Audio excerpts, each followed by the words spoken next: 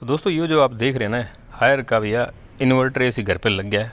1.2 ton का फ्लिपकार्ट से मंगवाया था। चलिए डिटेल में देख लेते हैं कैसे इंस्टॉल हुआ ये।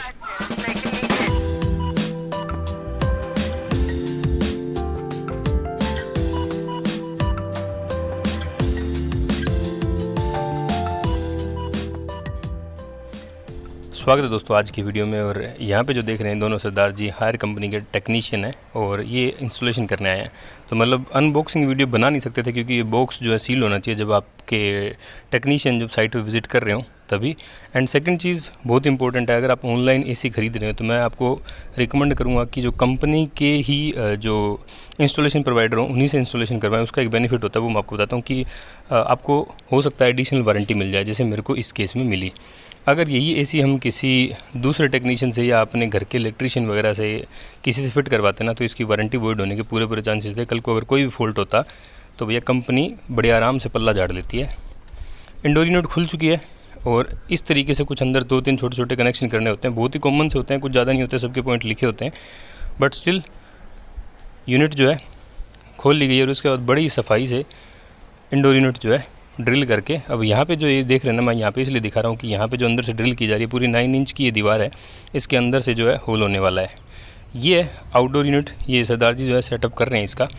और छोटी मोटी वायरिंग है जो होती है इनिशियली, मतलब। और इस अगर मैं बात करूँ कनेक्शन की तो डिसेंट लेंथ की एक वायर और साथ में आपको इस बॉक्स के अंदर ही जो पाइप्स वगैरह हैं वो मिल जाती हैं। तो जो कॉपर की पाइप वगैरह हैं जो एक्सटीरियर जो आउटडोर यूनिट और इंडोर यूनिट है दोनों को मिलाती है, तो 10 फीट की लेंथ जो है मिलती है आपको डिफ़ॉल्ट। और कंपनी के नॉर्म्स के अकॉर्डिंग उस पाइप को बीच में से कहीं काटा बन जाता है अगर आप चाहे शॉर्ट लेंथ चाहिए तो। लेकिन हाँ, एडिशनल लेंथ आपको चाहिए तो आप इसमें लगवा सकते हो, वो भैया एडिशनल कॉस्ट होती है उसकी, लगभग 500 रुपये मीटर के हिसाब से वो पड़ती है, बाकी वेरी करती है।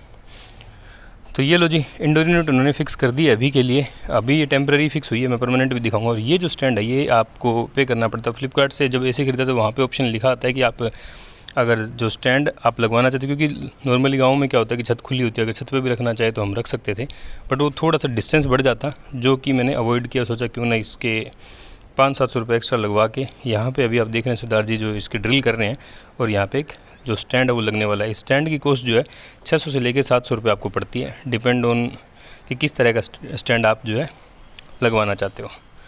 और स्टैंड लगने के बाद जो आउटडोर यूनिट है बिल्कुल मतलब अगर कि 9 इंच की दीवार ही मैं कहूँगा, बीच में इतना डिफरेंस रह गया था इंडोर और आउटडोर यूनिट के बीच में। और एक छोटी सजेशन थी मेरी, वो ये थी कि मतलब जो यूनिट की प्लेसमेंट हो वो कुछ इस तरीके से हो कि मिनिमम लेंथ हो। और दूसरी जो चीज़ थी वो ये थी कि भैया वायरिंग जो है अंदर की साइड ना दिखे।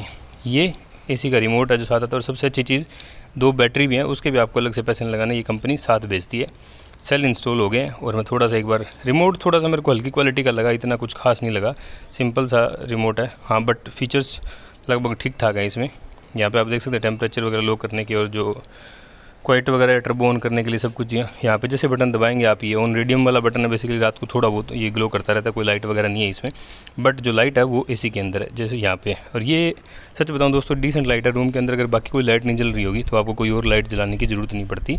मतलब इतना है कि एक छोटा जो 0 वाट वाला जैसे बल्ब होता है ना वैसा काम करता रहता है। तो दोस्तों इस तरीके की फाइनल इंस्टॉलेशन जो है हो गई है। ये पाइप जो है इतनी सी आई थी, कंपनी को थोड़ी लंबी देनी चाहिए, बाकी वायरिंग वगैरह यहाँ पे हो गई है जो टेक्नीशियन भाई साहब करके गए हैं। अब मैं आपको बताता हूँ कि ये जो एसी है इसका क्या कुछ खास है इसमें। ये भैया 1.2 टन का एसी है और हायर कंपनी का तो भैया बना ही हुआ है। और दूसरा ये इन्वर्टर एसी है, और इन्वर्टर एसी का आपको भी पता होगा कि ये जो है ऑटो कट जल्दी से नहीं होता है, बस ये चलता रहता है, इसलिए बिजली की कंजप्शन जो है थोड़ी कम होती है, इसी पर्पज़ से लिया गया था।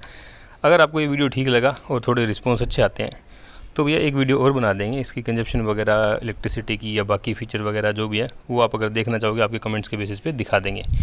यहाँ पे आप जो वाइट सीमेंट आप देख रहे हैं इस पाइप के साथ एक पाइप जोड़ दी गई है और ऊपर जो होल कवर हो गया है। ये जो वायरिंग है एक्स्ट्रा ये भैया इलेक्ट्रीशियन से करवानी पड़ती है, कंपनी के टेक्नीशियन जो नहीं करते हैं, ये काम हमें खुद ही करने पड़ते हैं। वो मतलब अपना काम बड़ी सफाई से करते हैं, बट स्टिल जो इलेक्ट्रीशियन वाले काम है वो हमें अपने कोस्ट पे किसी और इलेक्ट्रीशियन से करवाने पड़ेंगे। वायरिंग वगैरह वो नहीं करते। हाँ प्लग होगा वहाँ पे एकदम पास में तो वो वायर लगा देंगे, अदरवाइज़ जो सीमेंट से कवर करना, ये जैसे ये पाइप है ये मैंने लगा दी है यहाँ पे और सीधी पौधे में डाल दिया ताकि पानी जो है वेस्टेज बिल्कुल भी ना हो। तो इस तरह के काम जो है आपको अपनी ही सहूलियत से अपनी ज़रूरत के हिसाब से करने पड़ेंगे और ख़ुद ही करने पड़ेंगे, उसका कॉस्ट भी आपको ही देना पड़ेगा। वायरिंग काफ़ी मतलब पुराना घर है तो इसलिए बाहर से वायरिंग डायरेक्ट करनी पड़ी, अंदर से कुछ था नहीं। बाकी अंदर की साफ़ सफाई बनी रही, कमरे की मेंटेन हो, इसके लिए एक सीधा सा MCB बॉक्स बाहर से कनेक्शन करके दे दिया है। और ये जो है एक एक्स्ट्रा होल दे के, और कमरा जो है पूरा नीट एंड क्लीन रह गया है। बाकी भैया AC से रिलेटेड अगर आपके कोई कम क्वेश्चन हो हायर के AC से कमेंट करके पूछ सकते हैं। ख़रीदना हो तो परचेज़ लिंक दे दिया है।